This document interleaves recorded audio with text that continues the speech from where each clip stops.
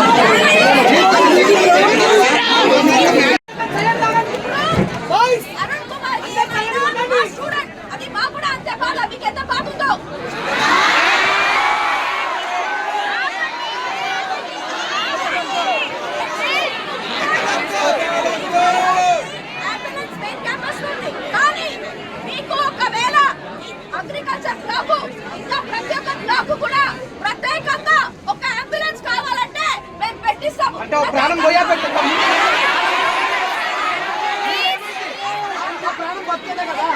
ఏం చెప్తారు ఆ రోజు ఏమడిగారు?